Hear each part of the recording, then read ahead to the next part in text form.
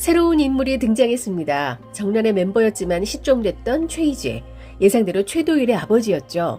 예고편을 보면 유산으로 물려받은 고모 할머니 집에 인경을 만나러 오는데 정론의 비밀을 알고 있는 최희재가 인경과 손을 잡게 되면서 박재상을 무너뜨리는 일에 나설 것 같아 통쾌한 장면을 보여줄 것으로 기대가 됩니다. 그런데 인주를 죽이라는 박재상의 명을 받은 최희재의 아들 최도일은 어떤 행동을 보여줄까요? 포커페이스 최도일의 꿍꿍이가 궁금하지 않으신가요? 효린이 그린 그림은 원상아의 졸업작품이었던 것으로 드러났죠.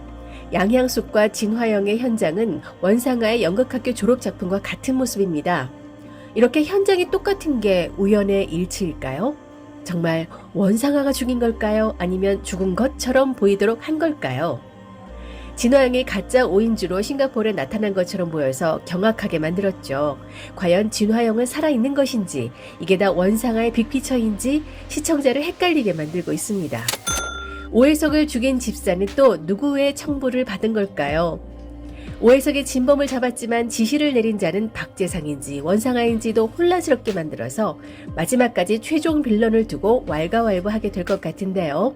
지금부터 그 의혹들을 하나씩 짚어보고 벌어질 일들을 예상해 보겠습니다. 우선 오해석을 죽인 집사를 움직이게 만든 건 누구인지 따져보겠습니다. 한정 승인 상속으로 고모 할머니의 유산 부채를 인경이 떠안았죠. 지금은 비록 부채가 많지만 20년 후에 잭팟이 터질 수 있는 회사를 인경이 똑똑하게 잘 경영할 거라는 걸 오해석도 미리 알고 유언장을 쓴 것 같아요. 범인은 바로 나왔습니다. 바로 집사. 자수를 해서 뜻밖이었는데요. 그것도 계획의 일부였겠죠. 역시 푸른 난초를 갖고 있었습니다. 그런데 문제는 청부한 사람이 누구냐? 정황으로 봐선 박재상이 지시한 것처럼 보입니다. 박재상과의 협상 이후 오해석이 바로 죽었으니까요.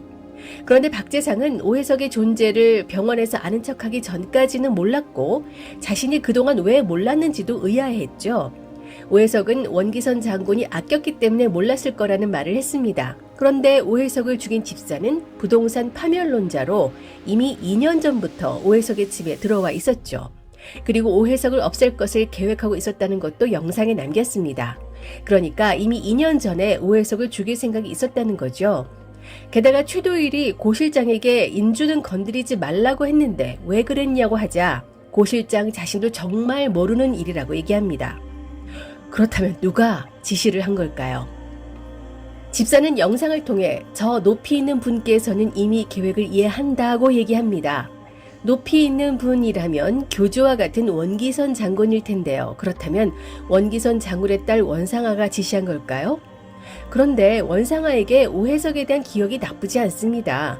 엄마의 죽음을 가둬두라며 자신의 삶이 더 중요하다는 걸 알려준 사람이 오해석이었습니다. 오해석 덕분에 살아올 수 있었다고 하니 그를 죽일 이유가 없습니다.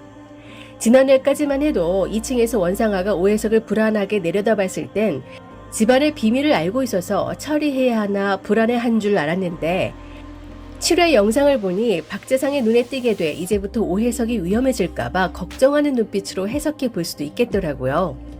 그런데 오해석이 죽는 날 밤엔 원상아는 왜 불길한 초록색 원피스를 입었을까요? 자, 이렇게 연출이나 상황, 대사를 지나치게 헷갈리게 만들어 놔서 점점 감잡기가 힘듭니다. 분명한 건 집사의 가족에게 아파트가 남겨졌다는 증거가 있어서 오해석의 죽음은 누군가의 청부살인이라는 것뿐이죠. 박재상은 원상아를 끔찍하게 아끼는데 원상아는 박재상을 끔찍하게 생각하는 장면이 나옵니다. 운전기사였던 박재상의 아버지처럼 집요하고 징그럽다는 표현까지 합니다. 그런데 원상아는 인주에게 자신이 박재상을 캐스팅했다고 말한 적이 있죠. 사랑하지 않지만 자신의 목적과 목표를 위해 동반자로 박재상을 선택했고 정치적 입지가 탄탄해지면서 얻게 될 이권과 권력을 탐했습니다. 남자는 세상을 가지지만 그 남자를 가지는 건 여자라는 말이 있듯이 원상아는 원대한 꿈을 가진 남자 박재상을 가지기로 한 거죠.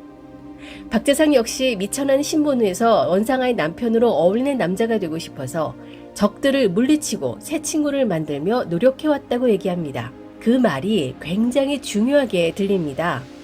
원기선 장군의 수족들인 정란의 멤버를 숙청하고 자신만의 재단을 일궈서 세대 교체를 만들어왔다는 점을 알 수 있는데요. 낡은 건물 옥상에 인해를 데리고 간 박재상은 이내를 자신의 가족으로 받아들일 수 있다고 하죠. 그러면서 아름다운 건물을 지으려면 예전 건물을 완전히 폭파해서 새로 짓는 게 안전하고 탄탄하다며 한자리에 2개의 건물을 지을 수 없으니 지금 가족을 버릴 것을 암시하는 말을 합니다. 박재상이 지금껏 걸어왔던 방식과 같은 맥락이라고 볼 수 있죠. 원상아는 박재상을 선택했지만 원령가의 그림자를 완전히 지우고 자신의 왕국을 세워가는 박재상이 탐탁치 않았을 겁니다. 자신을 향한 순정남 박재상을 머슴처럼 생각해 왔는데 물리적으로 박재상에게 감금을 당하고 있고 자신의 우위에서 조정하려 드는 것에 위협까지 느끼게 되면서 어느 순간부터 탈출구를 마련해 왔던 게 아닌가 싶은데요. 그게 바로 박재상이 조성한 비자금을 빼돌리는 것. 그것을 격리였던 양양숙과 진화영이 했었고 엄마를 발견했던 현장처럼 만든 졸업작품 갇힌 방처럼 양양숙과 진화영의 사건 현장을 꾸며 돈의 행방을 못 찾게 만들었던 게 아닌가 싶습니다. 갇힌 방이지만 어쩌면 원상아에겐 해방구가 되어준 열린 방이었을 겁니다. 그렇다면 그 현장을 꾸며서 진화영을 실제로 죽게 만든 걸까요? 아니면 죽은 것처럼 꾸미고 새 신분으로 살 수 있게 해준 걸까요? 최도일이 보여준 기사 사진에서는 싱가포르에서 오인주라는 이름의 바이어가 참석한 것으로 나왔고 실제로 발목에 난초 문신이 새겨져 있는 여성의 뒷모습이 찍혔습니다. 누가 봐도 진화영이 의심되죠. 이를 알아보기 위해서 인주는 최도일과 함께 그 길로 싱가포르로 떠날 결심을 합니다. 만약 진화영이 살았다면 시신은 어떻게 한 건지 궁금해지는데요. 회사 동료들의 얘기 중에 진화영이 자살 사이트에서 활동했다는 점이 나옵니다. 그곳에서 회원을 만나 시신을 바꿔치기 하는 일을 꾸몄을 수 있겠죠. 그렇더라도 신원 절차가 있을 텐데요. 최도일도 트럭으로 사람을 밀어내는 일을 아무렇지 않게 하는 걸 보니 원상아가 낮은 곳에서 높은 곳까지 뻗어있는 세력들에게 지시만 내리면 못할 게 없겠다는 생각도 듭니다. 그런데 예고편을 보면 불안한 표정으로 공항을 배회하는 원상아가 나옵니다. 원상아가 갇혀있는 동안 이내에게 준 쪽지처럼 싱가포르에 먼저 가 있으면 따라가겠다고 한 말을 지키려고 하는 것처럼 보입니다. 하지만 싱가포르에 못 가고 국제난초대회에는 최도일과 인주만 도착하고 원상아는 박재상에게 잡히게 되는 듯합니다. 예전에도 싱가포르에 가서 뭐 했냐며 숨기는 게 뭐냐고 종용했었죠. 이번엔 확실하게 협박하는 것 같은데요. 예고편에서 원상아가 하는 말, 약속해줘야 돼. 무슨 일이 있어도 나는 지켜준다는 거. 이 말은 원상아가 박재상에게 하는 말로 들립니다. 박재상이 원상아에겐 꼼짝을 못하는 걸 알고 하는 말처럼 들리는데요. 어쩌면 박재상보다도 더 무서운 세력이나 인물이 있는 걸까요? 박재상이 꼭 보호해줘야 하는 무언가가 있는 게 아닌가 싶기도 합니다. 원상아의 유니폼 같은 초록 원피스를 입고 대회장에 가지만 불안에 떠는 인주. 자신과 같은 사람이 있다는 소리에 기겁을 하는데요. 과연 현장에 가짜 오인주가 나타날까요? 최도일은 아버지 최희재의 거처를 알려주면서 박재상으로부터 의심을 거두려고 했지만 그것만으로는 성이 차지 않은 박재상은 최도일 엄마를 면회했던 인주를 처리하라고 명령합니다. 싱가포르에도 박재상의 사람들이 있다면서 배신하면 안 된다고 협박까지 하죠. 최도일은 싱가포르에서 인주를 처리해야 하는 상황에 놓이게 될 텐데요.